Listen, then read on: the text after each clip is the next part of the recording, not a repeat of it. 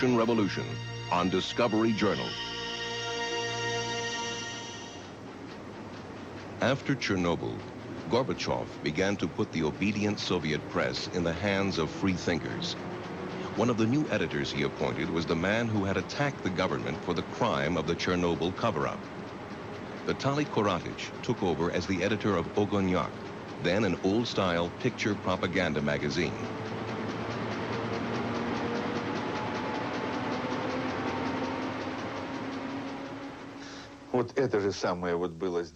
There was the same kind of plastic desk cover as here.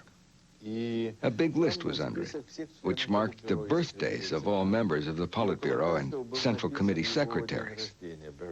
Next to each birth date, it noted whether a color portrait or black and white portrait had to be printed. I decided I definitely wasn't having any of this. But I asked the Central Committee, was this your decision or the editor's to print the birthday portraits? There was a long silence. Then I was told that there was no official decision. But no government members had ever protested.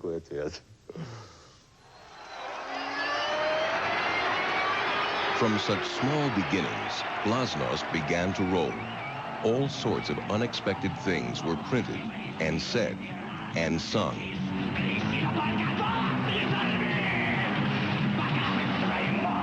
But Glasnost did have its limits, and defining them brought the liberal propaganda chief Alexander Yakovlev into conflict with his boss, Yegor Ligachev, the more authoritarian party second secretary.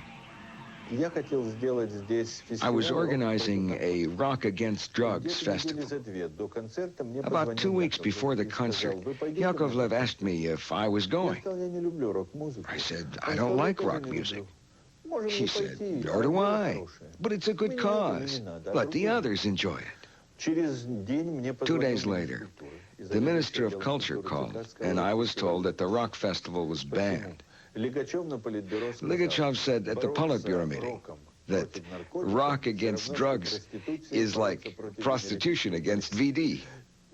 This shows the difference between Ligachev and Yakovlev, the authoritarian and the Democrat. If a yes or no to a rock concert had to go all the way to the Politburo, there would be no easy victory on the big issues. And the biggest issue of all was about to be tackled. At the time, nothing could be said about Stalin or Stalinism. Since Brezhnev's era, the topic had been banned.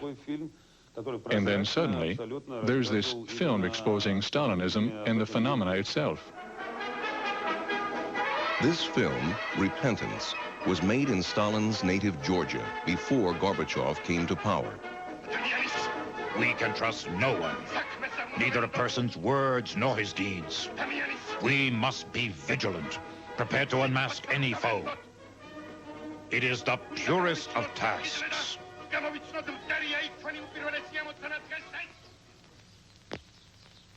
The film was immediately banned. Although only an allegory, it went too far. Dictatorship, prison camps, paranoia, the terror. The film's message, finally, is that what is buried festers on, that Stalinism must be everywhere unearthed and exposed to Glasnost.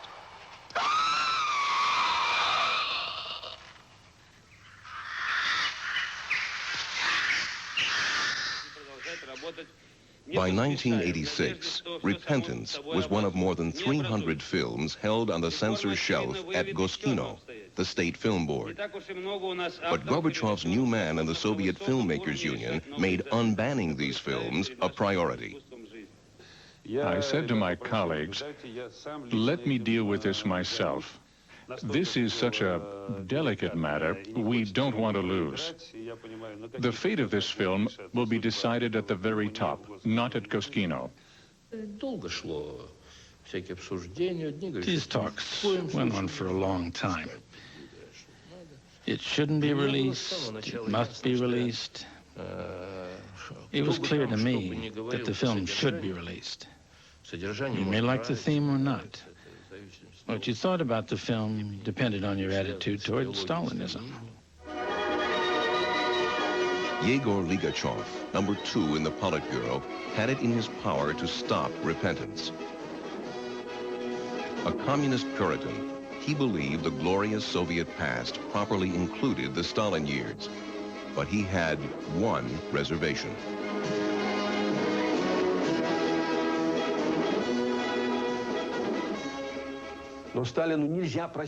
There is one thing for which Stalin cannot be forgiven.